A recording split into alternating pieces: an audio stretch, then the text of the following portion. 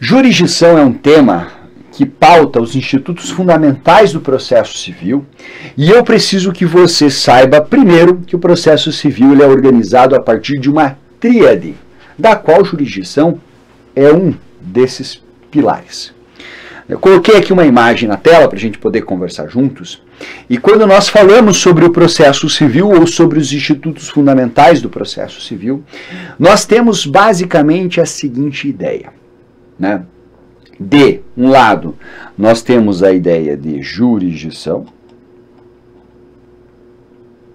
aqui representado por o nosso martelinho. Nós temos a ideia, né, de uma ação, aqui coloquei algo simbolizando a gravação, né, de ação, de você agir, e também nós temos de um outro lado aqui a ideia de processo. Então nós temos que jurisdição, ação e processo formam a base do processo civil. Você já parou para se questionar qual é a diferença entre um e outro? Veja, pessoal, eu quero que você entenda que jurisdição é uma forma de resolução de conflitos, tá? Ou seja, é uma forma de eu resolver um problema. Eu posso me valer da jurisdição para resolver um conflito. Posso resolver o meu conflito de outras formas? Posso. Eu posso simplesmente não resolver e aceitar. Posso abrir mão. Eu posso, talvez, estabelecer um acordo extrajudicial, ou seja, eu posso buscar a solução e a resolução de forma autônoma do conflito, em que as próprias partes constroem a solução, apesar dos instrumentos judiciais que existem. O conflito existiu. Ameaçaram sair no braço, mas não saíram. Sentaram, conversaram e chegaram a um acordo. Mas elas podem também buscar a solução de conflitos por algo sendo decidido por elas, uma decisão heterônoma. E aí nós temos uma solução de conflitos dita heterônoma, e ela pode se dar por meio do exercício da jurisdição. Só que cuidado, quando eu falo em jurisdição, você já pensa, ação sendo ajuizada perante o Poder Judiciário. Não está errado, mas não está completo. Por quê? Porque nós teremos a jurisdição se desenvolvendo, né, primeiro, a mais conhecida, que é a jurisdição estatal, que é essa em que são ajuizadas as ações perante o Estado, mas nós também teremos aquilo que nós vamos chamar aqui de jurisdição privada. Como assim? Professor, mas espera aí, jurisdição não é um dos poderes, de qual é o poder judiciário, o poder da Constituição, está na Constituição, como assim? Jurisdição privada. Pois é, a jurisdição exercida por meio, por exemplo, da arbitragem.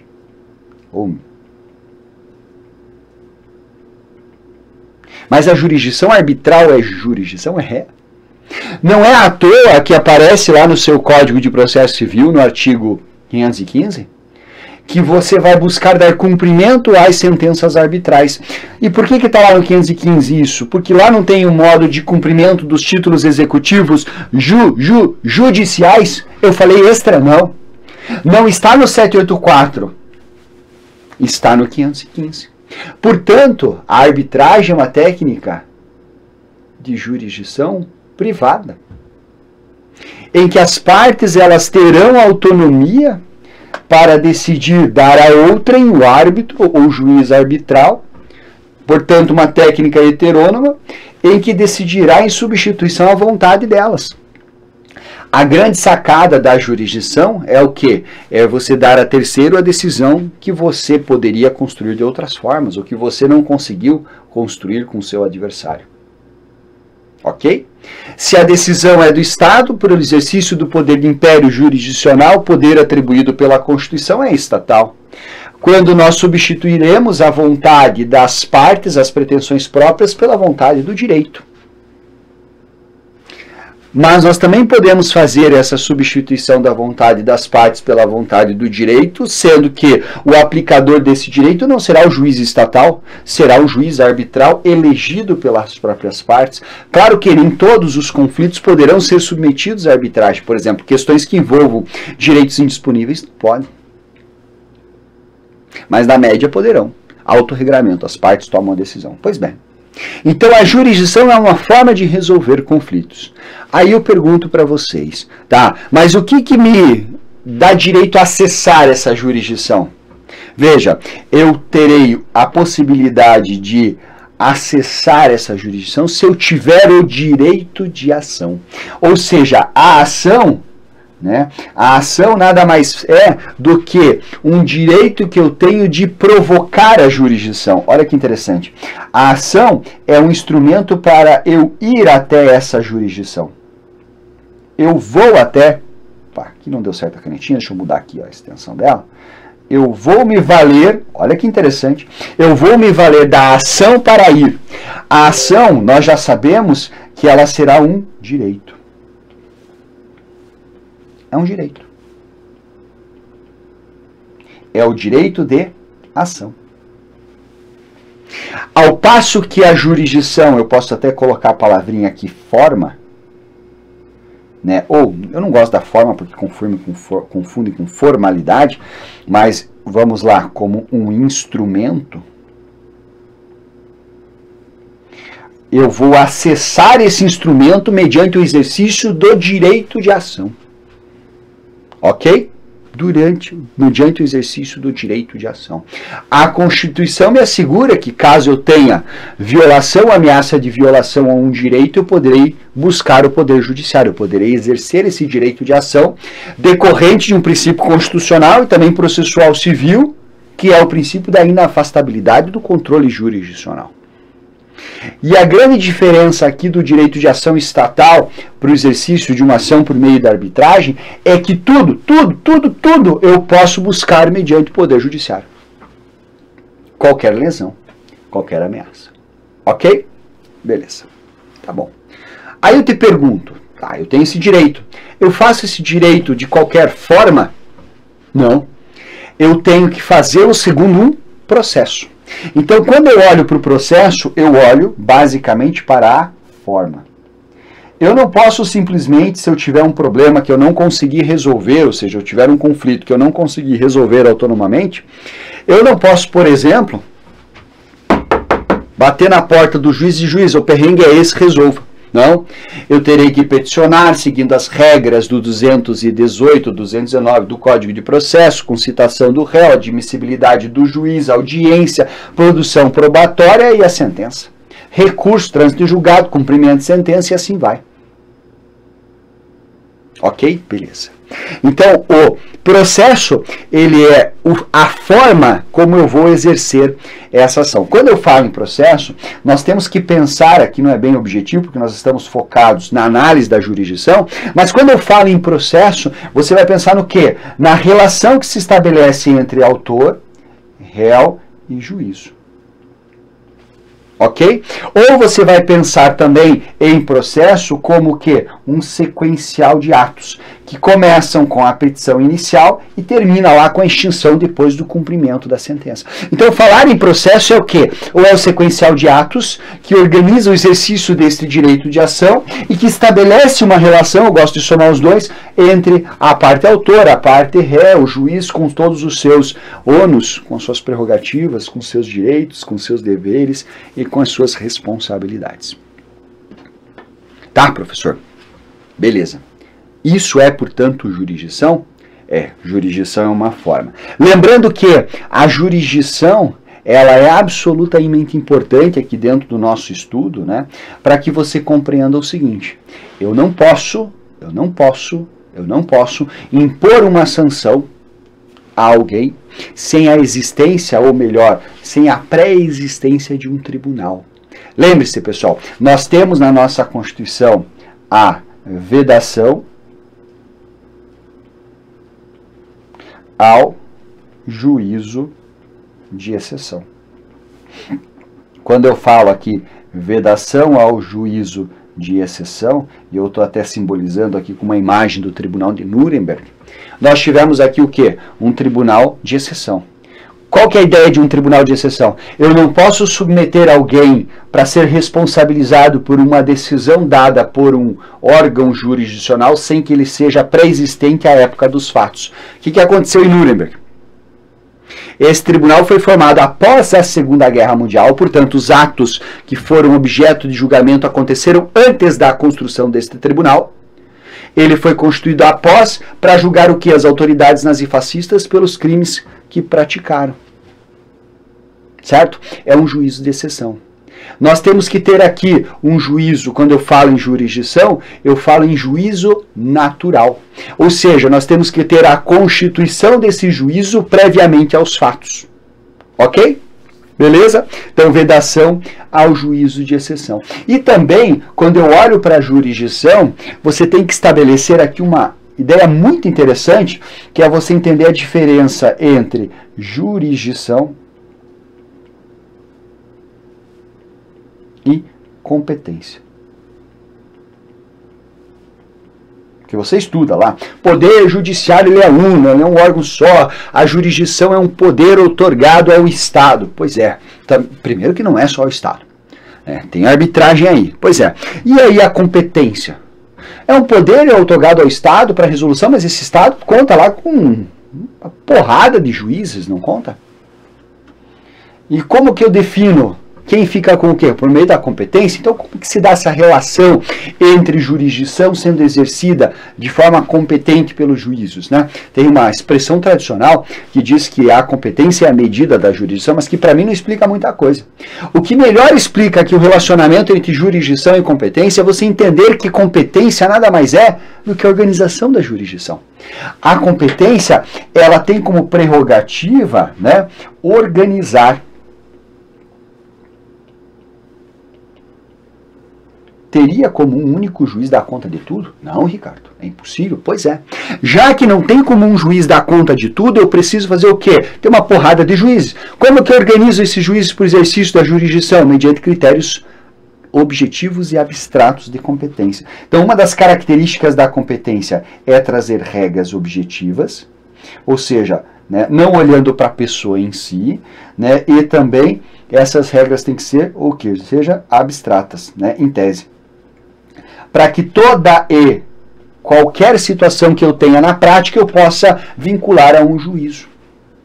E aí, quando eu falo em juízo natural, né, que é um dos principais princípios da jurisdição, eu tenho duas consequências, né? Primeiro, veda-se a criação de tribunais de exceção, e outro, eu preciso ter regras de competência objetivas e abstratas que irão organizar o exercício da atividade jurisdicional. Tem justiça do trabalho, justiça federal, justiça eleitoral, justiça estadual com caráter residual, competências que são distribuídas também em razão da matéria, em razão do valor da causa, eu olho para o juizado, em razão do território, para o local, e assim vai. Perfeito? Tá bom.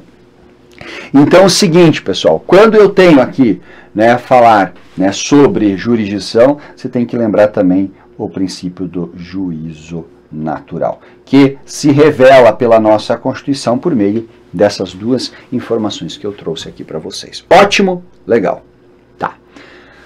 Só para voltar a esse tema, né, eu vou colocar aqui para vocês alguns pontos, né? Lembrando que a arbitragem é o quê? É jurisdição privada. Então, só para deixar isso aqui batido. Jurisdição privada. Ainda o que nós temos que lembrar sobre a arbitragem? Veja, nós teremos a nomeação consensual de árbitro, que é um agente heterônomo que irá resolver o conflito para nós, certo? Essa decisão, essa sentença arbitral é título executivo judicial, não é? Está onde? No 515, inciso 7º do nosso Código de Processo Civil. Esse se submete ao cumprimento de sentença. Só lembrando que, como regra, posso utilizar. Só não posso me valer da arbitragem para quando a lei prever que não posso. Ou seja, a regra eu utilizo, não utilizo se a lei prever. A lei diz hoje o quê? Que eu não vou aplicar para direitos indisponíveis. Por exemplo, aplicação de uma pena de improbidade administrativa não pode ser por um árbitro. A aplicação de alguma regra em relação ao estado da pessoa, curadoria, não pode ser por um árbitro, tá bom? Mas como regra pode ser utilizado, certo? Então, tá na tela aí para vocês, só para deixar bem frisado esse ponto no que diz respeito à temática da jurisdição. Perfeito? Ótimo. Concluímos? Não. Por quê? Porque para eu poder encerrar, eu quero falar ainda um pouco sobre conciliação versus mediação. Vamos olhar para a tela, que eu fiz umas imagens aqui que eu acho interessante se você refletir. Olha só. Nós temos o que aqui? Nós temos a conciliação, representada nessa imagem. Nós temos duas pessoas que são adversárias, estão de cara amarrada, vão se convencendo ao longo do tempo e, a hora que estão convencidas, fazem um acordo. Quando eu olho para a mediação, eu tenho a mesma situação. Tem os sujeitos aqui, cara amarrada, se convencendo e... né? Fôssemos brincar de um jogo de 7 erros aqui, qual que era a diferença? É a posição de quem? Posição desse moleque aqui. Tá vendo? É verdade, professor. Em uma das situações ele está no meio. Na outra ele está fora. Ótimo. Qual que é a diferença? O que eu quis representar aqui? Quando você olha para a conciliação, nós temos uma postura mais ativa do conciliador. Ele pode sugerir soluções, certo? Haverá uma redução da pretensão das partes, por exemplo. É por isso que se utiliza, inclusive, a conciliação para questões patrimoniais como regra. Porque, vamos lá, eu estou cobrando aqui de você um dano moral. Eu pedi 5, você está disposto a me pagar 1. O conciliador, ele vai chegar, Ricardo, não quer reduzir um pouco a sua pretensão, ao invés de 5, você não quer aceitar uns 3? Tá bom, aceito. Réu, você está disposto a pagar 1. Poxa, se tiver custas, todo o tempo do processo e tal, podendo ser condenado a 5, não é melhor você pagar uns 3? Tá bom. Desde que seja parcelado. Tá bom. Você aceita parcelado? Ah, não aceito. Então, tá, então faz. Se queria fazer em 5 parcelas, né? Então faz em 3, tá bom, aceitou, morreu. Ele obteve uma redução das pretensões e atuou ativamente na construção da solução. Por isso que eu gosto de colocar o conciliador como um cara que está no meio. Ele está com os dois aqui, ó. Um de cada lado. Na mediação, não. Na mediação, ele deixa os dois se matarem lá, entre aspas. Ele vai fazer o quê? Ele não está no meio. Ele não vai sugerir, ele não tem uma postura tão ativa assim. A função principal do mediador não é, e ele nem pode sugerir soluções. A função principal do mediador é o quê? É remover obstáculos para aquilo que vai ser a decisão, dada por eles mesmos. Nos dois casos nós temos soluções autônomas que podem se dar extrajudicialmente ou judicialmente, ou seja, eu posso ter mediação ou conciliação dentro ou fora do processo, não importa, mas fato é que o mediador, ele não vai sugerir a solução, ele vai remover os obstáculos para que as partes possam construir a própria solução. Usado tradicionalmente em questões familiares que envolvem direitos indisponíveis, em que as partes estão ali disputando sobre a guarda de um filho. Ele vai convencendo as partes ao longo do tempo de que essa briga, né, esse cabo de guerra que se estabelece com o filho ali sendo puxado de um lado para o outro, não é bom para nenhum dos dois, muito menos para o filho que eles querem proteger. E que no final das contas, né, embora a ex-esposa não queira nem ver o ex-marido e o marido não queira nem ver por perto a ex-esposa, é muito importante que o filho tenha contato com a figura materna, com a figura paterna para sua formação, e isso os dois entendem. Quando eles entendem isso, remove esse obstáculo, diz, olha, por mais que eu queira ver você morto, eu quero que meu filho conviva contigo. Ela diz assim, por mais que eu também queira ver você morta, meu filho tem que conviver contigo. Então tá bom, então vamos firmar uma guarda compartilhada. Não houve redução das pretensões, mas foram suprimidos os obstáculos que impediam a formação do acordo. Perfeito? Então aí sim você tem boas e completas informações no que diz respeito à jurisdição. E especialmente entender que faz parte dessa tríade do processo, entender que a arbitragem é uma forma de jurisdição estatal, não estatal, entender que o juízo natural é o primeiro e principal princípio de jurisdição que se revela pela vedação aos juízes de exceção e pela ideia de competência, e compreender também, ao final, a diferença entre conciliação e mediação. Show de bola? Muito bom. Então é um tema que pauta os institutos fundamentais do processo civil, e eu preciso que você saiba, primeiro, que o processo civil ele é organizado a partir de uma tríade, da qual jurisdição é um desses pilares. Eu coloquei aqui uma imagem na tela para a gente poder conversar juntos. E quando nós falamos sobre o processo civil ou sobre os institutos fundamentais do processo civil, nós temos basicamente a seguinte ideia, né? De um lado, nós temos a ideia de jurisdição, aqui representado por o nosso martelinho. Nós temos a ideia, né, de ação, aqui coloquei algo simbolizando a gravação, né, de ação, de você agir, e também nós temos de um outro lado aqui a ideia de processo. Então nós temos que jurisdição, ação e processo formam a base do processo civil. Você já parou para se questionar qual é a diferença entre um e outro? Veja, pessoal, eu quero que você entenda que jurisdição é uma forma de resolução de conflitos, tá? Ou seja, é uma forma de eu resolver um problema. Eu posso me valer da jurisdição para resolver um conflito. Posso resolver o meu conflito de outras formas? Posso. Eu posso simplesmente não resolver e aceitar. Posso abrir mão. Eu posso, talvez, estabelecer um acordo extrajudicial, ou seja, eu posso buscar a solução e a resolução de forma autônoma do conflito, em que as próprias partes constroem a solução, apesar dos instrumentos judiciais que existem. O conflito existiu. Ameaçaram sair no braço, mas não saíram. Sentaram, conversaram e chegaram a um acordo. Mas elas podem também buscar a solução de conflitos por algo sendo decidido por elas, uma decisão heterônoma. E aí nós temos uma solução de conflitos dita heterônoma, e ela pode se dar por meio do exercício da jurisdição. Só que cuidado, quando eu falo em jurisdição, você já pensa, ação sendo ajuizada perante o Poder Judiciário. Não está errado, mas não está completo. Por quê? Porque nós teremos a jurisdição se desenvolvendo, né, primeiro, a mais conhecida, que é a jurisdição estatal, que é essa em que são ajuizadas as ações perante o Estado, mas nós também teremos aquilo que nós vamos chamar aqui de jurisdição privada. Como assim?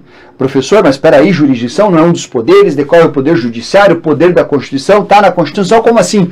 Jurisdição privada. Pois é, a jurisdição exercida por meio, por exemplo, da arbitragem.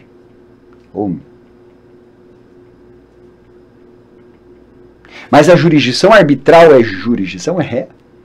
Não é à toa que aparece lá no seu Código de Processo Civil, no artigo 515, que você vai buscar dar cumprimento às sentenças arbitrais.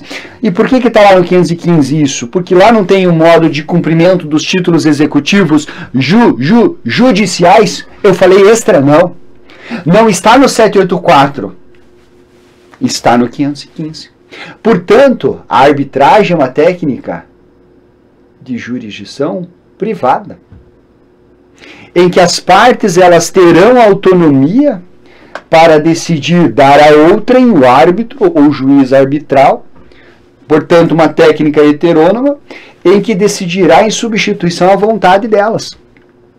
A grande sacada da jurisdição é o quê? É você dar a terceiro a decisão que você poderia construir de outras formas, ou que você não conseguiu construir com o seu adversário.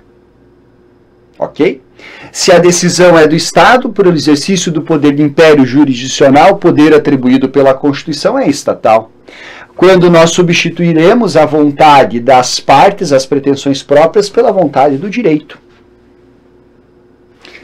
Mas nós também podemos fazer essa substituição da vontade das partes pela vontade do direito, sendo que o aplicador desse direito não será o juiz estatal, será o juiz arbitral elegido pelas próprias partes. Claro que nem todos os conflitos poderão ser submetidos à arbitragem. Por exemplo, questões que envolvam direitos indisponíveis não podem. Mas na média poderão. Autorregramento, as partes tomam a decisão. Pois bem. Então a jurisdição é uma forma de resolver conflitos. Aí eu pergunto para vocês, tá? Mas o que me dá direito a acessar essa jurisdição? Veja, eu terei a possibilidade de acessar essa jurisdição se eu tiver o direito de ação. Ou seja, a ação né? A ação nada mais é do que um direito que eu tenho de provocar a jurisdição. Olha que interessante. A ação é um instrumento para eu ir até essa jurisdição. Eu vou até... Opa, aqui não deu certo a canetinha, deixa eu mudar aqui ó, a extensão dela. Eu vou me valer, olha que interessante, eu vou me valer da ação para ir. A ação, nós já sabemos que ela será um direito. É um direito. É o direito de ação. Ao passo que a jurisdição, eu posso até colocar a palavrinha aqui, forma, né? Ou, eu não gosto da forma porque confunde com formalidade, mas vamos lá, como um instrumento, eu vou acessar esse instrumento mediante o exercício do direito de ação. Ok? Mediante o exercício do direito de ação. A Constituição me assegura que, caso eu tenha violação, ameaça de violação a um direito, eu poderei buscar o Poder Judiciário, eu poderei exercer esse direito de ação decorrente de um princípio constitucional e também processual civil, que é o princípio da inafastabilidade do controle jurisdicional. E a grande diferença aqui do direito de ação estatal para o exercício de uma ação por meio da arbitragem é que tudo eu posso buscar mediante o Poder Judiciário. Qualquer lesão, qualquer ameaça. Ok? Beleza. Tá bom. Aí eu te pergunto, tá, eu tenho esse direito. Eu faço esse direito de qualquer forma? Não. Eu tenho que fazê-lo segundo um processo. Então, quando eu olho para o processo, eu olho basicamente para a forma.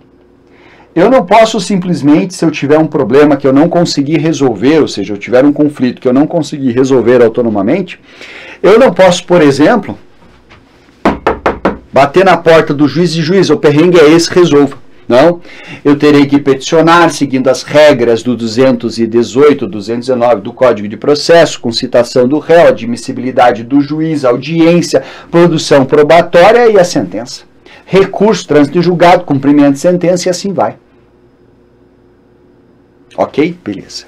Então, o processo, ele é a forma como eu vou exercer essa ação. Quando eu falo em processo, nós temos que pensar, aqui não é bem objetivo, porque nós estamos focados na análise da jurisdição, mas quando eu falo em processo, você vai pensar no quê? Na relação que se estabelece entre autor, réu e juízo. Ok? Ou você vai pensar também em processo como que um sequencial de atos que começam com a petição inicial e termina lá com a extinção depois do cumprimento da sentença. Então, falar em processo é o quê? Ou é o sequencial de atos que organiza o exercício deste direito de ação e que estabelece uma relação, eu gosto de somar os dois, entre a parte autora, a parte réu, o juiz com todos os seus ônus, com suas prerrogativas, com seus direitos, com seus deveres e com as suas responsabilidades. Tá, professor? Beleza. Isso é, portanto, jurisdição? É, jurisdição é uma forma. Lembrando que a jurisdição, ela é absolutamente importante aqui dentro do nosso estudo, né, para que você compreenda o seguinte: eu não posso impor uma sanção a alguém sem a existência, ou melhor, sem a pré-existência de um tribunal. Lembre-se, pessoal, nós temos na nossa Constituição a vedação ao juízo de exceção. Quando eu falo aqui vedação ao juízo de exceção, e eu estou até simbolizando aqui com uma imagem do Tribunal de Nuremberg, nós tivemos aqui o quê? Um tribunal de exceção. Qual que é a ideia de um tribunal de exceção? Eu não posso submeter alguém para ser responsabilizado por uma decisão dada por um órgão jurisdicional sem que ele seja pré-existente à época dos fatos. O que aconteceu em Nuremberg? Esse tribunal foi formado após a Segunda Guerra Mundial, portanto, os atos que foram objeto de julgamento aconteceram antes da construção deste tribunal. Ele foi constituído após para julgar o que? As autoridades nazifascistas pelos crimes que praticaram. Certo? É um juízo de exceção. Nós temos que ter aqui um juízo, quando eu falo em jurisdição, eu falo em juízo natural. Ou seja, nós temos que ter a constituição desse juízo previamente aos fatos. Ok? Beleza? Então, vedação ao juízo de exceção. E também, quando eu olho para a jurisdição, você tem que estabelecer aqui uma ideia muito interessante, que é você entender a diferença entre jurisdição e competência. Que você estuda lá. Poder judiciário ele é uno, ele é um órgão só. A jurisdição é um poder outorgado ao Estado. Pois é. Então, primeiro que não é só o Estado. Tem arbitragem aí. Pois é. E aí a competência? É um poder outorgado ao Estado para resolução, mas esse Estado conta lá com uma porrada de juízes, não conta? E como que eu defino quem fica com o quê? Por meio da competência. Então, como que se dá essa relação entre jurisdição sendo exercida de forma competente pelos juízos, né? Tem uma expressão tradicional que diz que a competência é a medida da jurisdição, mas que para mim não explica muita coisa. O que melhor explica aqui o relacionamento entre jurisdição e competência é você entender que competência nada mais é do que a organização da jurisdição. A competência, ela tem como prerrogativa, né, organizar. Teria como um único juiz dar conta de tudo? Não, Ricardo, é impossível. Pois é. Já que não tem como um juiz dar conta de tudo, eu preciso fazer o quê? Ter uma porrada de juízes. Como que eu organizo esses juízes para o exercício da jurisdição? Mediante critérios objetivos e abstratos de competência. Então, uma das características da competência é trazer regras objetivas, ou seja, né, não olhando para a pessoa em si, né, e também essas regras têm que ser o quê? Seja abstratas, né, em tese. Para que toda e qualquer situação que eu tenha na prática eu possa vincular a um juízo. E aí, quando eu falo em juízo natural, né, que é um dos principais princípios da jurisdição, eu tenho duas consequências, né? Primeiro, veda-se a criação de tribunais de exceção, e outro, eu preciso ter regras de competência objetivas e abstratas que irão organizar o exercício da atividade jurisdicional. Tem justiça do trabalho, justiça federal, justiça eleitoral, justiça estadual com caráter residual, competências que são distribuídas também em razão da matéria, em razão do valor da causa, eu olho para o juizado, em razão do território, para o local, e assim vai.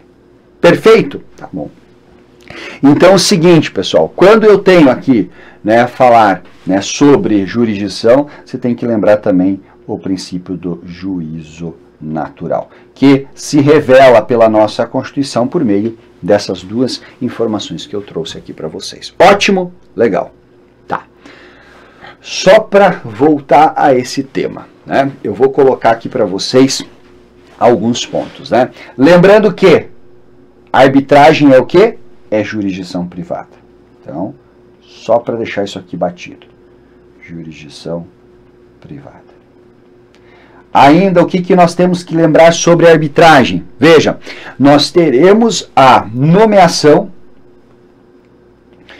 consensual de árbitro, que é um agente heterônomo que irá resolver o conflito para nós, certo? Essa decisão, essa sentença arbitral é título executivo judicial, não é? Está onde? No 515, inciso 7º do nosso Código de Processo Civil. Esse se submete ao cumprimento de sentença. Só lembrando que, como regra, posso utilizar. Só não posso me valer da arbitragem para quando a lei prever que não posso. Ou seja, a regra eu utilizo, não utilizo se a lei prever. A lei diz hoje o quê? Que eu não vou aplicar para direitos indisponíveis. Por exemplo, aplicação de uma pena de improbidade administrativa não pode ser por um árbitro. A aplicação de alguma regra em relação ao estado da pessoa, curadoria, não pode ser por um árbitro, tá bom? Mas como regra pode ser utilizado, certo? Então, tá na tela aí para vocês, só para deixar bem frisado esse ponto no que diz respeito à temática da jurisdição. Perfeito? Ótimo. Concluímos? Não. Por quê? Porque para eu poder encerrar, eu quero falar ainda um pouco sobre conciliação versus mediação.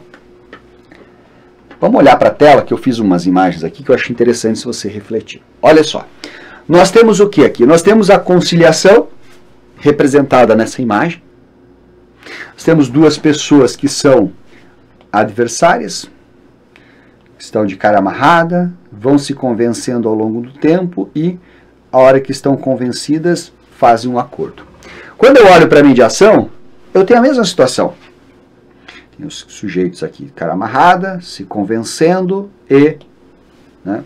Fôssemos brincar de um jogo de 7 erros aqui, qual que era a diferença? É a posição de quem? A posição desse moleque aqui. Tá vendo? É verdade, professor. Em uma das situações ele está no meio. Na outra ele está fora. Ótimo. Qual que é a diferença? O que eu quis representar aqui? Quando você olha para a conciliação, nós temos uma postura mais ativa do conciliador. Ele pode sugerir soluções, certo? Haverá uma redução da pretensão das partes, por exemplo. É por isso que se utiliza, inclusive, a conciliação para questões patrimoniais como regra. Porque, vamos lá, eu estou cobrando aqui de você um dano moral. Eu pedi 5, você está disposto a me pagar 1. O conciliador, ele vai chegar, Ricardo, não quer reduzir um pouco a sua pretensão, ao invés de 5, você não quer aceitar uns 3? Tá bom, aceito. Réu, você está disposto a pagar 1. Poxa, se tiver custas, todo o tempo do processo e tal, podendo ser condenado a 5, não é melhor você pagar uns 3? Tá bom. Desde que seja parcelado. Tá bom, você aceita parcelado? Ah, não aceito. Então, tá, então faz. Se queria fazer em 5 parcelas, né? Então faz em 3, tá bom, aceitou, morreu. Ele obteve uma redução das pretensões e atuou ativamente na construção da solução. Por isso que eu gosto de colocar o conciliador como um cara que está no meio. Ele está com os dois aqui, ó, um de cada lado. Na mediação, não. Na mediação, ele deixa os dois se matarem lá, entre aspas. Ele vai fazer o quê? Ele não está no meio. Ele não vai sugerir, ele não tem uma postura tão ativa assim. A função principal do mediador não é, e ele nem pode sugerir soluções. A função principal do mediador é o quê? É remover obstáculos para aquilo que vai ser a decisão, dada por eles mesmos. Nos dois casos nós temos soluções autônomas que podem se dar extrajudicialmente ou judicialmente, ou seja, eu posso ter mediação ou conciliação dentro ou fora do processo, não importa, mas fato é que o mediador, ele não vai sugerir a solução, ele vai remover os obstáculos para que as partes possam construir a própria solução. Usado tradicionalmente em questões familiares que envolvem direitos indisponíveis, em que as partes estão ali disputando sobre a guarda de um filho. Ele vai convencendo as partes ao longo do tempo de que essa briga, né, esse cabo de guerra que se estabelece com o filho ali sendo puxado de um lado para o outro, não é bom para nenhum dos dois, muito menos para o filho que eles querem proteger. E que no final das contas, né, embora a ex-esposa não queira nem ver o ex-marido e o marido não queira nem ver por perto a ex-esposa, é muito importante que o filho tenha contato com a figura materna, com a figura paterna para sua formação, e isso os dois entendem. Quando eles entendem isso, remove esse obstáculo, diz, olha, por mais que eu queira ver você morto, eu quero que meu filho conviva contigo. Ela diz assim, por mais que eu também queira ver você morta, meu filho tem que conviver contigo. Então tá bom, então vamos firmar uma guarda compartilhada. Não houve redução das pretensões, mas foram suprimidos os obstáculos que impediam a formação do acordo. Perfeito? Então aí sim você tem boas e completas informações no que diz respeito à jurisdição. E, especialmente, entender que faz parte dessa tríade do processo, entender que a arbitragem é uma forma de jurisdição estatal, não estatal, entender que o juízo natural é o primeiro e principal princípio de jurisdição, que se revela pela vedação aos juízes de exceção e pela ideia de competência, e compreender também, ao final, a diferença entre conciliação e mediação. Show de bola? Muito bom. Dá uma olhada também, pessoal, na temática de ação. Quando eu falo sobre ação, o principal ponto que nós temos que entender aqui é que a ação ela é um instituto fundamental do processo civil, nada mais é do que um direito que eu tenho de provocar a atuação do Estado. E aí, quando eu falo em direito, tem uma coisa que naturalmente vocês tendem a confundir e vocês não podem confundir. Direito de ação é diferente, pessoal, do direito material envolvido na discussão. Vamos lá. Uma coisa é o meu bem, esse bem aqui, eu deixar ele em cima, você vir em cima e pisar nele. Você me causou um dano patrimonial. Eu tenho o direito de ser ressarcido pelo prejuízo causado por dolo seu, né? Você intencionalmente veio lá e pisou porque você estava pela vida comigo porque o teu time tinha perdido no jogo do final de semana. E eu tirei sarro de você. Eu tenho direito a buscar uma indenização? Tenho. Veja que são dois direitos. Primeiro, eu tenho o direito de ver o meu controle aqui reparado, trocado. Esse é o meu direito material de proteção da esfera dos meus bens.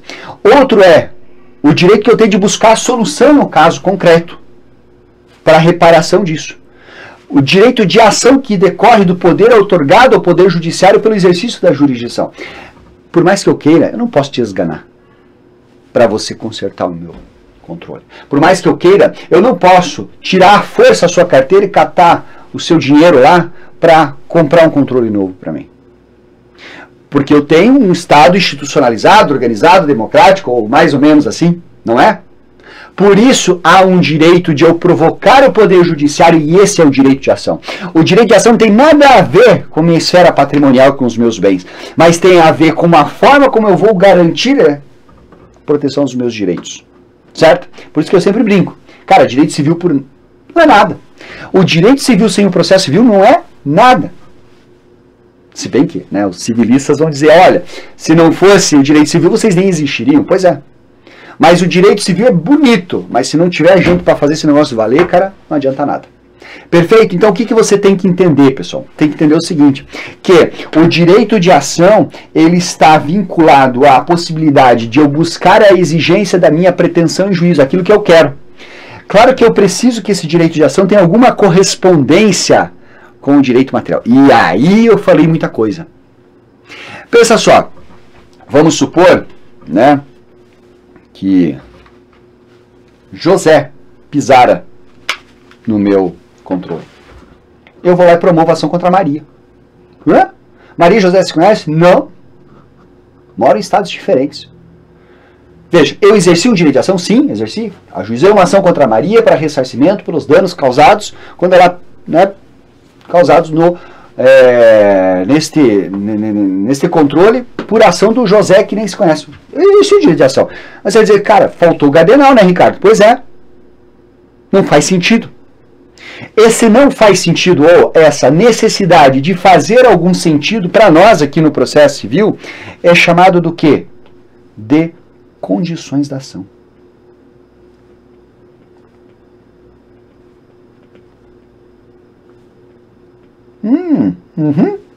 Condições de ação.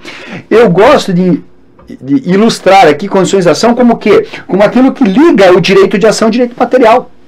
O direito de ação ele pode ser exercido simplesmente porque me é um direito, está lá na Constituição dizendo que diante de uma ameaça ou lesão, uma ameaça de direito, eu posso buscar o Poder Judiciário. Mas não significa dizer que o Judiciário vai tocar essa causa, muito menos vai me dar ganho de causa.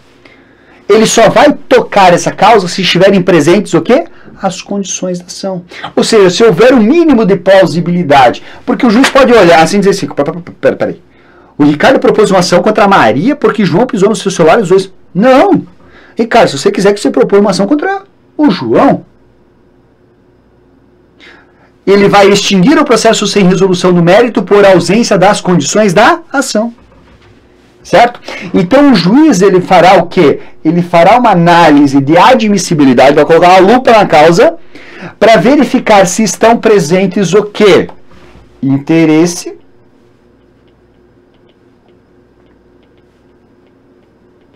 e legitimidade. Eu sou interessado? Será que essa tutela ela é necessária? Ela é útil para aquilo que está sendo pedido? Desculpa, quando eu falo interesse, né? Eu falei interesse, não sei se falei interesse, desculpa, mas se eu não falei, está errado. É necessário e é útil? Será que, né? Não há outro meio para eu obter o bem da vida? Será que o processo ele é apto para resolver o conflito? E vamos lá, será que eu sou legítimo? Será que eu tenho pertinência? No caso ali, não tem pertinência, porque, eu estou processando a pessoa errada. Tá bom. Beleza? Show. Pessoal, Aí, só para você saber, né? As condições da ação aqui, elas formam a chamada teoria eclética. Que agora no CPC restou um pouquinho abalada, né? A galera até disse em um certo momento, será que nós ainda continuamos a adotar tal? Mas solidificou o STF, o STJ tem entendido por diversas oportunidades que as condições da ação permanecem, tá? Beleza. Então tá aí para vocês, tá? Aí você vai dizer assim, tá bom. Professor, mas você falou da teoria eclética da ação, você falou do STJ, e o STJ também fala, né, na teoria da asserção. Opa, é verdade. O STJ vai falar da teoria da asserção. E aí, a teoria da asserção, ela não substituiu a teoria eclética? Não, as duas convivem. Porque ao passo que a teoria eclética fala sobre a existência das condições da ação, a teoria da asserção fala sobre o modo de verificá-las. Porque, vamos lá, tudo muito bonito, né? Quando você pega um processo claro, em que você olha para o processo e você vê que a ação foi ajuizada contra a pessoa ilegítima. O juiz consegue perceber, né, já no início do processo, pelas asserções ditas pela parte, né, ali, de cara, quando folheia a petição inicial sem olhar para a defesa da parte contrária, que de fato não faz sentido. Mas o juiz pode ficar em dúvida. E se o juiz estiver em dúvida, a única coisa que a gente sabe é que ele não decide, porque o juiz só decide no convencimento. E se ele não decide, ele promove a citação da parte contrária, para que a parte contrária possa, né, trazer a sua defesa, conciliar e tal. E aí lá no final ele pode chegar à conclusão de que, putz, é verdade, a parte não era legitimada. Ele tinha ali dúvida no início do processo se eventualmente Maria não era alguma responsável pelos danos patrimoniais causados por João. Não tinha ficado isso claro no processo. Mas lá no final ele tem plena convicção de que não pode. E agora? O que ele faz? Ele vai extinguir o processo também por ausência das condições da ação. Mas, pela teoria da asserção, se diz que nesse caso a decisão dele será resolutória de mérito. Porque o estado de dúvida que gerou o ajuizamento da ação deixou de existir. Entendeu? Então nós temos de um lado, a possibilidade do juiz perceber a ausência das condições da ação quando do ajuizamento da petição inicial e fará extinção sem resolução do mérito, e por outro, a possibilidade de improcedência do pedido, superando a dúvida quanto à ilegitimidade ou quanto a desinteresse, e aí extinguindo o processo com resolução do mérito. Teoria da asserção, portanto, pode ser representada por essas telas. Ou seja, as condições de ação são analisadas em cognição sumária, pelas asserções, pelas afirmações da parte no início do processo. Se ausentes, o juiz profere uma decisão terminativa, ou seja, extinção do processo sem resolução do mérito, ou analisadas em cognição aprofundada, caso em que não forem possíveis ali, caso não tenha sido possível analisá-las pelas asserções trazidas pela parte no início. Nesse caso, nós temos uma decisão que produzirá mérito, fará coisa julgada material, será de improcedência, porque eliminaram o estado de dúvida. Bacana? E aí, só para eu ficar tranquilo, rapidinho na tela alguns artigos do CPC. Veja, quando se fala que para postular em juízo preciso ter interesse e legitimidade, são as condições da ação. Aí olha que interessante, ninguém pode, justamente como decorrência disso, principalmente da parte da legitimidade, ninguém pode pleitear direito alheio em nome próprio, a não ser que esteja autorizado pelo ordenamento jurídico a fazê-lo. Nós temos o que aqui, pessoal? Nós temos aqui a substituição processual.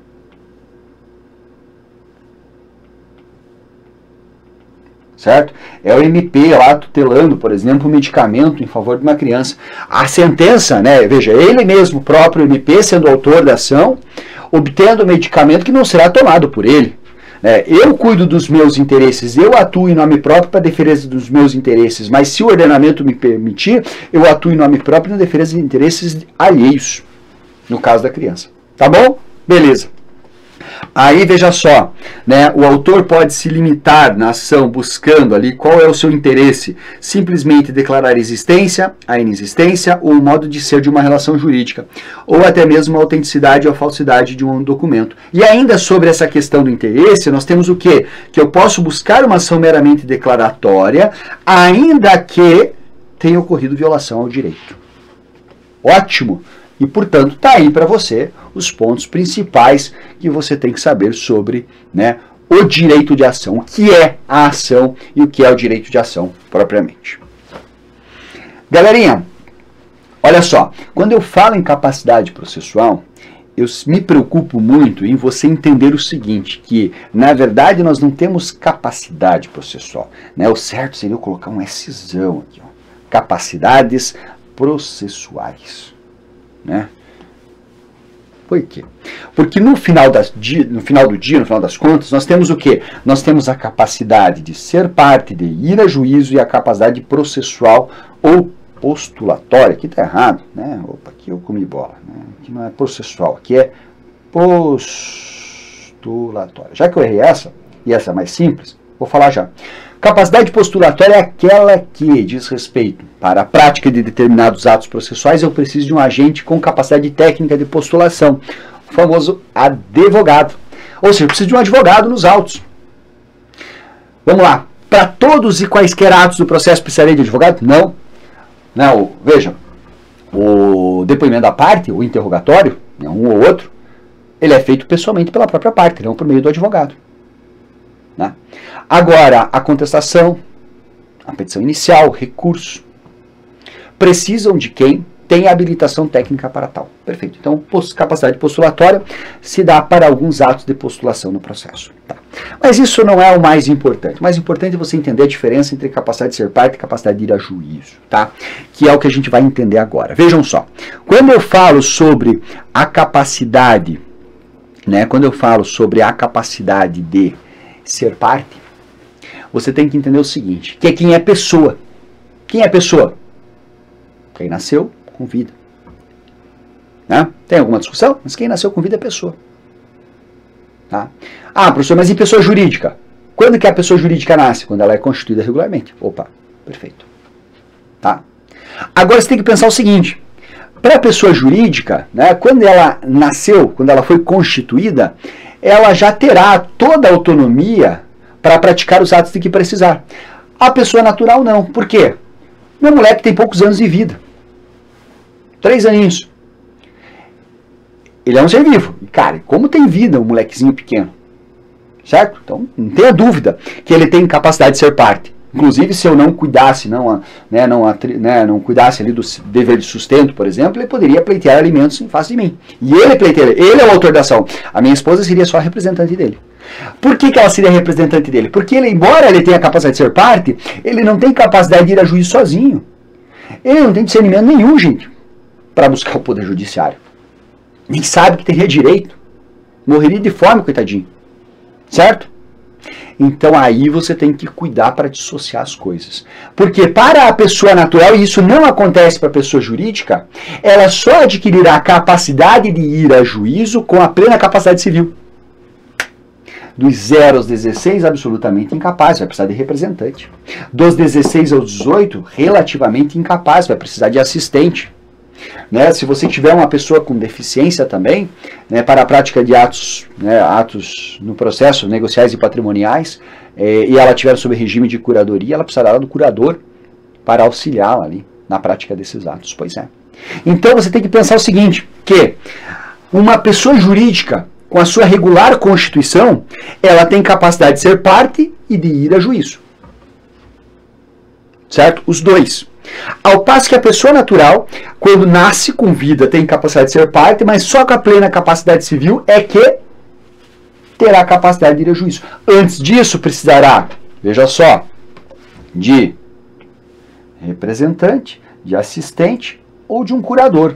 Curador, professor, é curador. Segura aí que eu já vou falar dele. Só que antes disso, tá vendo que tem um patinho com um X no meio ali? Pois é. Esse sujeito aqui não tem capacidade de ser parte, muito menos de ir a juízo. Tá? Há discussões a respeito da personalidade judiciária e tal, mas tem. Tá bom? E tem outro ponto.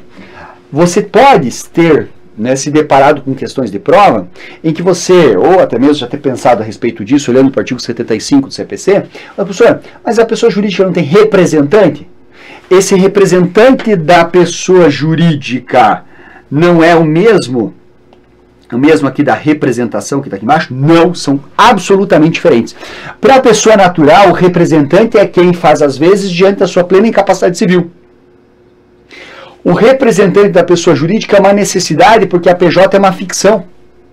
Veja, se você promover uma ação contra estratégia, cursinho onde eu dou aula, cursinho que eu tanto gosto, que eu tanto estimo, pergunto para você, o estratégia tem como ir para as próprias pernas para uma audiência? Vai a corujinha lá, que é o nosso mascotezinho? Nossa. Nem, né? Você vai ter que fazer o quê? Você vai precisar que alguém vá em nome do estratégia. Você fala que é o seu representante. No final do dia, né, é o quê? É quem se faz presente em nome do estratégia. Né? Seria o seu representante. Né? Até tem doutrinadores que falam que você não poderia falar em representante, você deveria falar em apresentação. Não em representação, em apresentação. Não em representante, mas em apresentante. É quem se faz presente em nome da ficção jurídica e estratégica. Ok? Beleza? Show de bola. Tá, professor, mas eu estou encucado com o tal do curador. Pois é. Veja, você tem representante e tem assistente para a pessoa natural que não tem capacidade de ir a juízo. Não tem? Tem. Mas, galera, fica atento. E se for alguém que não tem representante, não tem assistente, ou os interesses conflitem, para situações como essa nós teremos o curador. Ou seja, se não tem representante e não tem assistente, curador é incapaz. Ou se os interesses colidirem, curador é incapaz. Interesses colidirem. Vamos supor que minha esposa fosse falecida e eu não cuidasse do sustento do Caio. Eu sou representante dele e não cuido dos próprios sustentos. Ele vai promover uma ação de alimentos contra mim. Eu serei réu e posso ser o representante dele? Não posso. Tá? Beleza. Então, tá aí. Também teremos duas outras situações específicas, né? Ao réu preso revel, sem advogado constituído nos autos. Então, veja, o cara tá preso, ele foi revel, não apresentou contestação e não tem advogado. Ou o cara é réu, né? É réu, ele é revel, ele é revel, foi citado por edital ou por hora certa e não tem advogado, ou seja, foi citado fictamente. Aí, nesses casos, será o curador. Né? Haverá necessidade do curador. E quem é o curador? Defensoria Pública. Beleza? Show? Assunto, portanto, analisado aqui por nós. Litigância de má-fé e ato atentatório à dignidade. Aqui com absoluta objetividade. Pessoal, o que nós temos? Nós temos no processo um dever de as partes agirem, né, com boa-fé. Tá? Elas têm uma série de prerrogativas, têm ônus, encargos no processo, terão por conta disso direitos, mas têm deveres. Um dos deveres é agirem conforme a legislação, agindo em boa-fé. Se violarem, ultrapassarem os limites legais, elas poderão e serão sancionadas, sofrerão consequências em relação a isso. E tem mais, né? Se fala que no processo as partes agirão cooperativamente. É um negócio que para alguns engasga, né? Porque o cara fez assim, como assim cooperativamente? O cara é réu, eu tô contra ele, eu não sou amiguinho dele, como que eu vou cooperar com ele? Calma, não é cooperar com o adversário, é cooperar com o processo. Cooperar com o processo diz respeito a você agir conforme os limites que a lei lhe dá. Se eu posso me defender nos termos da lei. Se eu posso produzir prova, me produzir prova nos termos da lei, nos limites que a lei me dá. Beleza? Show. Quando eu violar esses deveres de cooperação e a boa-fé objetiva no processo, eu posso incorrer em sanções, que vão agrupadas em dois grandes grupos. De um lado, ato atentatório à dignidade da justiça, do outro lado, litigância de má-fé. Para fins de prova, isso tem que ser analisado da forma mais objetiva possível por vocês. Ato atentatório à dignidade da justiça é dano ao poder judiciário, direto. Você afronta a autoridade do poder judiciário. Ao passo que litigância de má-fé é uma afronta à parte contrária. Consequências. Veja, ato atentatório impõe uma multa de até 20% calculado sobre o valor da causa, se for irrisório e inestimável o valor da causa, até 10 salários mínimos. Ao passo que, na litigância de má-fé, a multa será de 1 a 10%, calculado sobre o valor da causa, e se for inestimável e irrisório, aí sim será até 10 vezes o salário mínimo. Lembrando que aqui na litigância de má-fé, paga a custa, paga honorário e pode ressarcir por danos eventualmente causados. Porque você causou dano à parte. Se ela comprovar danos, ela pode buscar ressarcimento. Tá, professor? Já entendi que é diferente. Mas quais são as hipóteses? Vem cá. Nós temos o seguinte, que é ato atentatório à dignidade da justiça não cumprir decisões jurisdicionais, criar embaraços à efetivação do processo, praticar inovação ilegal no estado de fato ou bem litigioso. Pode ver que eu estou desafiando o judiciário, né? O cara manda eu cumprir, eu não cumpro. Eu dificulto a atuação do juiz, eu fico fraudando o processo. Ao passo que nós vamos considerar litigância de má-fé, agir contra texto expresso de lei ou fato incontroverso, mentir nos autos, pretender objetivo ilegal, resistir injustificadamente, agir de modo temerário, provocar incidentes infundados ou recursos protelatórios. Aqui, aí eu vou ser sincero para você, há prejuízo ao judiciário? Em alguma medida sim, né, gente? Mas diretamente a parte contrária. Tanto é que os recursos que são arrecadados da aplicação de multa em ato atentatório vai para um fundo do Poder Judiciário, ao passo que em relação à litigância de má-fé vai para a parte contrária. Tá bom? Beleza? Show de bola? Ok. E aí, só para colocar aqui para vocês, ato atentatório à dignidade da justiça, né, nós temos aí alguns detalhes a mais. Por exemplo, você não vai aplicar sanção por ato atentatório à dignidade da justiça para advogado, para membro do MP e para defensor público. E aí nessa hora você, peraí, então você está querendo dizer, professor, que o advogado, membro do Ministério Público, pode não cumprir decisões, pode embaraçar o processo? Não. Eu estou dizendo que se eles fizerem isso aqui, eles responderão perante os órgãos de conselho de classe, né? A Comissão de Ética da OAB, junto ao CNMP e assim vai. Tá? Aos órgãos de classe. Lembrando que, né, além da multa, restabelecimento do estado anterior e impossibilidade de falar nos autos no ato atentatório à dignidade da justiça. Perfeito? Tem que ter prévia advertência do juiz também. Tá? Então, o juiz tem que dizer, ó, você está dificultando, não está cumprindo, né, com as decisões judiciais. Se assim continuar, vou multá-lo. Beleza? Show? Fechamos? Fechamos o tema. Intervenção de terceiros é um tema muito legal dentro do processo civil. Por quê? Porque são situações em que o processo traz efeitos para além das partes, né? Tem efeitos exógenos, né? É o que se diz aqui. Nós temos várias hipóteses de intervenção de terceiros e eu quero, de forma muito rápida e objetiva, que você saiba identificar. É para aquele tipo de questão que ela pode até perguntar vários detalhes, você não vai resolver questões que perguntem vários detalhes sobre denunciação da lide, por exemplo. Mas as questões da média não vão perguntar os detalhes, elas vão chegar para você e vão querer confundir você entre denunciação e chamamento. Ou, né, vão perguntar para você se é hipótese de desconsideração da personalidade jurídica, né? Ou seja, o básico. Identificação. Tá? Quando eu olho, por exemplo, para assistência, que é a primeira hipótese de intervenção de terceiros, a pegada aqui é você saber distinguir quando nós temos uma assistência simples de uma assistência litisconsorcial. Tá? E aí eu coloquei algumas imagens aqui e eu vou tentar explicar para você qual a ideia. Né? Essa casinha verde ali, telhado verde, ela vai representar para nós assistência simples. A outra representa ali um condomínio, né? Representa uma assistência litisconsorcial. Tá? Qual que é a ideia, pessoal? Na assistência simples, o terceiro que sofre os efeitos do processo quer ajudar uma das partes, porque ele tem relacionamento apenas com uma das partes. E se essa parte vencer, ele está de boa, se essa parte perder, ele está ferrado também. Aí, essa casinha aqui, ela exemplifica uma locação. Pensa só, eu, Ricardo, sou proprietário dessa casa, eu aluguei para você. E você sublocou para sua mãe. Se eu propuser uma ação contra você para despejá-lo, você não está pagando os aluguéis, a sua mãe, ela será sua assistente simples. Porque ela irá ajudá-lo para que vocês vençam a ação. Porque se no final das contas você perder, quem sai do imóvel da casinha alugada é ela. Pergunto, ela tem relação contigo? Sim, além da relação familiar que não interessa aqui, ela tem uma relação de sublocação contigo. Ela tem relação comigo, eu não faço nem ideia de quem é sua mãe. Eu tenho só relação contigo. Essa assistência é simples. Na assistência litisconsorcial, nós temos uma situação diferente. Pense aí, por isso que eu trouxe uma ideia de condomínio aqui.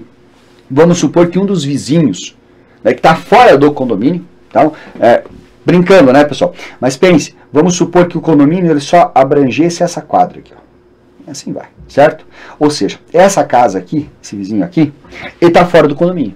E aí o que esse sujeito faz? Esse sujeito vai lá e constrói um muro. Aqui não tinha uma casa, né? Mas enfim, ele vai lá e constrói um muro que avança. Tem um asfalto ali, né? Mas ele constrói um muro que avança no terreno do vizinho. Um dos vizinhos. O vizinho, que é um dos condôminos, ajuiza uma ação de reparação, de demarcação, né? De ajuste desse muro que está errado. Pergunto, o condomínio tem interesse nessa causa? Tem. Porque, né, o condomínio é quem cuida dos interesses, né, de toda a propriedade, da multipropriedade. Certo? Aí se o vizinho ajuiza ação contra o condomínio, o condômino ajuiza ação contra o vizinho, o condomínio pode ingressar? Pode. Ingressa como assistente simples? Não, litisconsorcial. Por quê? Porque o condomínio possui relação com o condômino? Sim, uma relação condominial. Mas possui relação com o vizinho? Sim, uma relação de vizinhança. Como ele tem relação jurídica com os dois, ele poderia, no final das contas, ter sido autor em litisconsórcio com o vizinho, ou com o condômino, mas não foi. Por isso que a assistência é litisconsorcial. Tá? Beleza? Show de bola? Basicamente, assistência simples, relação com uma das partes, litisconsórcio com as duas. Com as duas. Ótimo. Denunciação da lide, chamamento ao processo. Eu vou começar pelo final. Olhou para a denunciação da lide, você vai pensar em regresso. Olhou para chamamento ao processo, vai pensar em responsabilidade.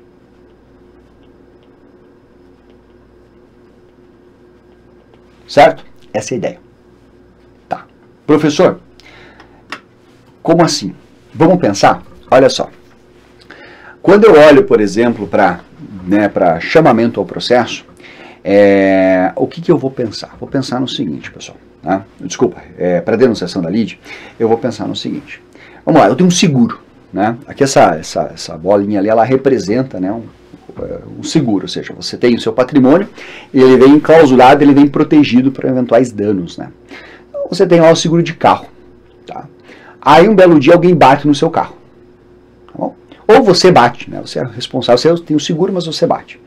Aí tu vai embora, não se acerta com a pessoa ali na hora, ela vai lá e propõe uma ação contra você depois de reparação. Você fala assim, opa, eu contratei o seguro justamente por isso. Então eu vou denunciar a lide à seguradora. Caso eu perca, a seguradora vai me ressarcir. Essa é a ideia. Você buscar regressar. Esse regresso pode se dar em razão da evicção, exercício dos direitos que resultam a evicção, é a primeira hipótese de denunciação da lide do artigo 125, ou pode também decorrer do que? De um contrato ou previsão em lei de ação regressiva. Né? No caso da seguradora, é um belo exemplo de contrato que prevê ação regressiva. Então, se você é processado e tem o seguro em relação àquilo que acontecera, você regressa contra a seguradora. Né? Lembrando que a denunciação é tanto para o autor quanto para o réu. Agora, do outro lado ali tem o quê? Tem uma questão de corresponsabilidade, de responsabilidade. Ou seja, alguém está me processando porque eu não ministrei aulas no Estratégia.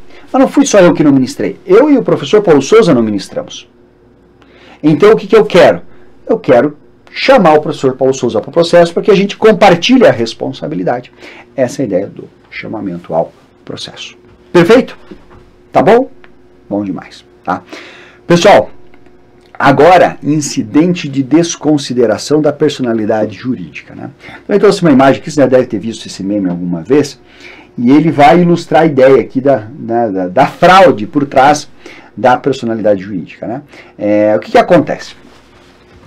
Muitas vezes a pessoa jurídica é usada como escudo para você esconder ilicitudes, né? Ou você pratica algum tipo de ilícito e joga o patrimônio para a pessoa natural ilicitamente, ou o inverso, né? Pode ser desconsideração inversa, ou seja, você vai desconsiderar, né, a personalidade jurídica para você poder atingir o patrimônio dos sócios.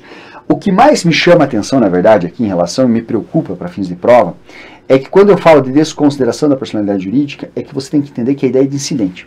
Porque, vamos lá, a desconsideração tem regras, né, regras materiais no direito tributário, no direito ambiental, no direito civil, no direito do consumidor, no direito trabalhista. Eu não sei dessas regras.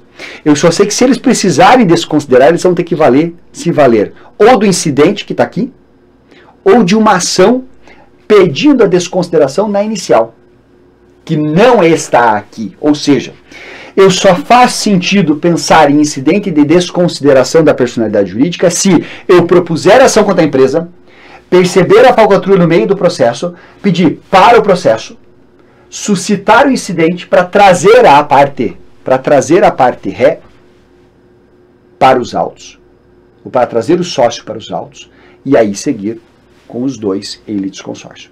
Agora, se quando eu for ajuizar a ação, eu já souber da fraude e promover ação contra a PJ e os sócios e requerer, né, e pedir no meio desse processo, pedir no início desse processo a desconsideração, aí não é incidente, aí é pedido. Entende? A situação é assim, pessoal. Para ficar bem claro isso aqui, né, eu sei que a gente quer tratar de forma bem objetiva com os temas e esse é o nosso foco, mas temos que tomar cuidado. Olha só, uma coisa é o autor promover uma ação contra a PJ. No curso da ação, ele vem e suscita o incidente para trazer o sócio para dentro. Isso aqui sim é o incidente. Outra coisa é o autor promover a ação em litisconsórcio passivo contra a PJ e o sócio. E claro, ele terá pedidos contra a PJ e terá pedidos contra o sócio, que já envolverão a desconsideração. Isso aqui não é incidente. Isso aqui já é uma ação formulada contra os dois, sendo pedido na inicial a desconsideração. O incidente se dá nessa situação aqui. Tá bom? Beleza? Show de bola. Lembrando que eu posso requerer a desconsideração da personalidade jurídica na fase de cumprimento, na fase de liquidação, na fase de execução ou no cumprimento de sentença. Enquanto não estiver pendente, eu posso. Né? Admitida a decisão interlocutória da qual cabe agravo do instrumento. Tá bom? E o pedido de incidente suspende o processo até que se decida pelo ingresso ou não do sócio. Tá? Show. Aí, pessoal, né, nem vou falar aqui, não preparei slide para isso, mas só para falar, o amicus curiae, vou falar de forma bem objetiva, tem uma coisa importante para te dizer, para pegadinha de prova e saber o que é. O amicus curiae envolve uma situação em que você trará um terceiro, que pode ser uma pessoa natural, pode ser uma pessoa jurídica, para trazer elementos para a tomada de decisão em relação a processos que envolvam temas controvertidos, repercussão social, questões técnicas, tá? Que escapam do conhecimento do juiz. Então ele vem para o processo para auxiliar o juiz na qualidade da decisão que ele vai tomar. Perfeito. O mais importante aqui é o seguinte, né? Eu falei na desconsideração que da decisão interlocutória que admite ou inadmite a desconsideração cabe agravo. Mas cabe agravo também das decisões que admite ou não admite assistência, simples ou litisconsorcial, denunciação e chamamento. Só que da decisão interlocutória que admite ou inadmite amicus curiae, ela é irrecorrível. Esse é o ponto. Tá? Por previsão expressa do artigo 138 e por entendimento já em repercussão geral pelo STF. Tá bom? Beleza? Show de bola. Galera, vamos lá, né? Deixa eu dar uma olhadinha aqui. Nossa, nosso tempo está quase estourado, tá? Eu vou tentar agilizar aqui. Deixa eu só confirmar aqui, eu fiquei até meio preocupado. Mas eu vou tentar agilizar aqui para a gente poder concluir.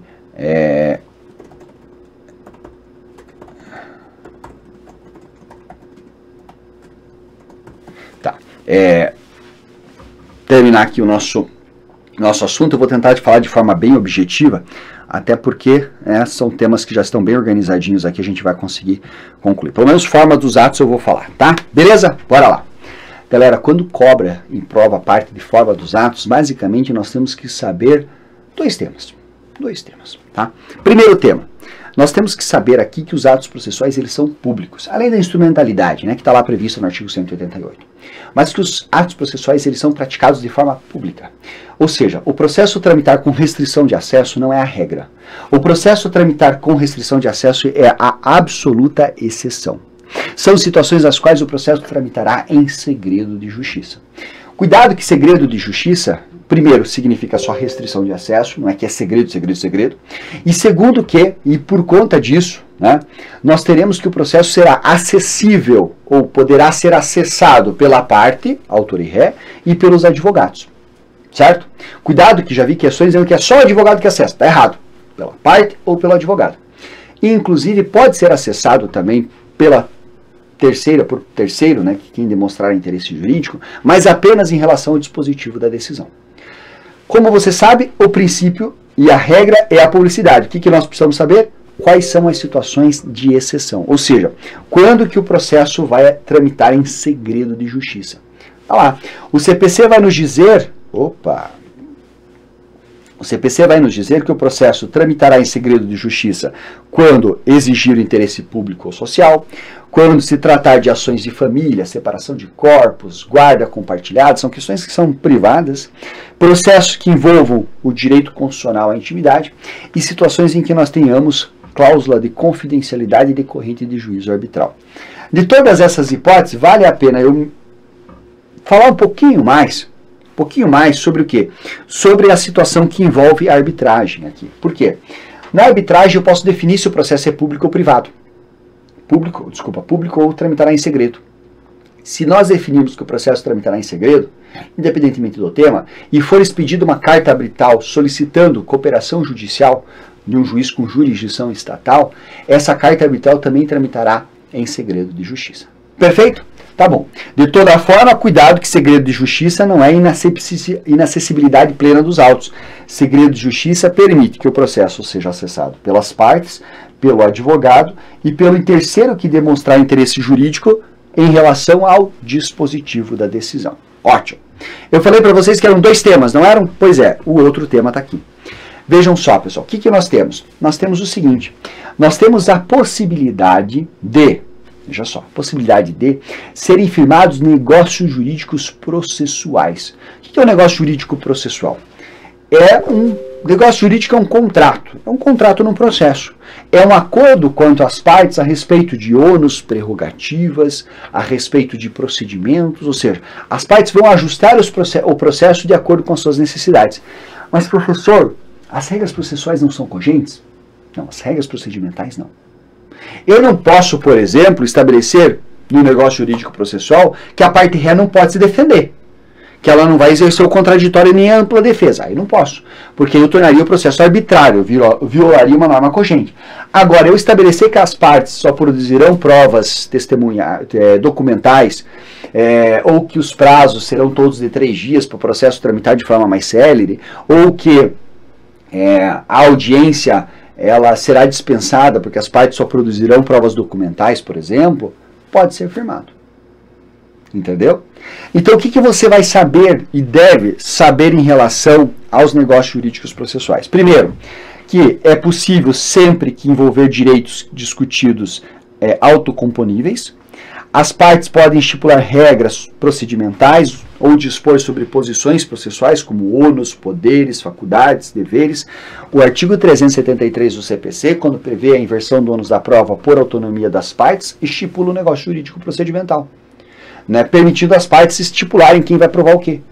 A constituição do direito é aprovada pela parte autora, mas pode ser firmado que o réu vai trazer a cópia do contrato para o processo. Não tem problema. Tá? Pode ser firmado antes ou durante o processo. Tá? Não há necessidade de o juiz participar, muito menos de homologação, certo? Contudo, o juiz vai controlar a legalidade, ele é uma espécie de fiscal da legalidade dos atos processuais, anulando, né, cláusula de adesão abusiva e quando o negócio jurídico for estipulado com pessoa em situação de vulnerabilidade. Ou seja, quando for empurrado ali aquele negócio jurídico com algum vício. Tá? Daí não pode. Beleza? Show de bola? Ok. Ainda temos que trata-se de uma cláusula geral, né, de forma que as partes possuem liberdade para estabelecer esses negócios jurídicos e, na verdade, o negócio jurídico envolve um respeito, né, o princípio do respeito ao autorregulamento da vontade das partes. Ou seja, as partes vão ajustar as regras do processo conforme as suas necessidades. Perfeito? Bom demais. Sobre prazos processuais, o que eu quero que você leve para a tua prova amanhã, gente? Tá? Basicamente, primeiro, o conceito. Prazo é o quê? É um lapso entre 2 termos. Tá? Eu tenho um termo inicial e eu vou ter um termo final. Tá? Eu quero até brincar um pouco melhor com isso, já olhando para a questão da contagem. Olha só que interessante. Quando eu falo sobre prazo processual, você vai pensar no quê? Você vai pensar basicamente numa linha do tempo. Certo? Nessa linha do tempo, o que nós vamos fazer? Primeiro, nós vamos identificar os termos. Tá? Nós teremos um termo inicial e nós temos um termo final. Tá? Esse termo inicial, ele vai marcar o quê? O começo do prazo. certo? Esse começo do prazo é quando nós temos a formalização nos autos do processo de que a comunicação ocorrera, certo? Marca o começo do prazo, certo? Na contagem do prazo processual, você vai excluir o dia do começo e você vai incluir o dia do final. Então, se você praticar o ato processual no último dia do termo final, beleza. No dia seguinte, nós temos um ato processual intempestivo, por conta de preclusão. Só lembrando que o ato processual praticado antes do começo do prazo, ou seja, antes da formalização nos autos, é também admitido hoje, né, que é o ato processual prematuro e tem validade. Mas a ideia é que o ato processual seja praticado onde? Dentro deste interregno aqui. Beleza? Show de bola? Aí qual que é a sacada para fins de prova, né?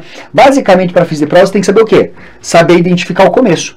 Porque uma vez que você identificou o começo, para contar o prazo processual, você exclui o dia do começo e inclui o dia do final. E aí você tem que lembrar dessa tela. Por quê? Para cada uma das formas de comunicação dos atos processuais, eu tenho um começo. Se for, vamos lá, bem rapidinho, pelos correios, vai ser da juntada do AR. Pelo oficial de justiça, da juntada do mandado cumprido. Por ato do escrivão, vai ser na data que ele atestou. Por edital, no dia útil seguinte ao final do período de fixação do edital.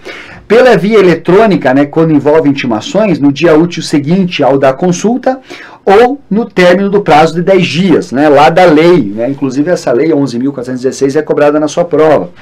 Para as citações, é no 5º dia útil seguinte ao da confirmação. Lembrando que eu tenho 3 dias para que faça a confirmação da citação eletrônica pelo PJE. Né, por diário de justiça vai ser na data de publicação do jornal e retirada dos autos de cartório no dia da carta. Né? E lembrando ainda que nós temos, e eu não coloquei aqui, situação, né, no dia da carga, né, no caso de retirada dos autos em cartório. E temos ainda a possibilidade de comunicação por carta precatória, que vai se dar o começo com a comunicação da carta cumprida ou com a devolução da respectiva carta. E aí, pessoal, veja só, um outro detalhe sobre contagem de prazo importante é a contagem do prazo em dobro em litisconsórcio, que só vai se dar, veja só, se houver litisconsórcio, ou seja, eu vou ter lá uma situação de um autor promovendo uma ação contra 2 réus, réu 1 mais réu 2, certo? Só que esses réus terão advogados distintos, ou seja, um tem advogado Zé, outro advogado João, e esses advogados são de escritórios diferentes. Um é do escritório ABC, outro é do escritório DCE. Beleza? Então, advogados distintos de escritório de advocacia diferentes. E se o processo, nesse caso, os prazos serão contados em dobros, se o processo for físico. Por quê? Porque no processo eletrônico a disponibilidade é para os dois automaticamente e conjuntamente. Tá bom? Beleza? Nesse caso, contado em dobro, contagem automática e direta, responsabilidade de você, futuro servidor do TRF. Galera, perdão aí, passei um pouquinho do nosso tempo, mas chegamos ao final, falamos bastante coisa, como já era de se esperar, e espero que vocês tenham curtido. Tá aqui minha rede social para você acompanhar meu trabalho, tá? Vai ser um prazer ter por perto. Ter feito bastante conteúdo gratuito, bastante coisa, vale a pena você acompanhar o meu Instagram, tá bom? Beijo no coração de todos, um forte abraço, bom resto de revisão, uma excelente prova. Segunda-feira a gente se fala para saber como vocês foram. Até mais. Tchau, tchau.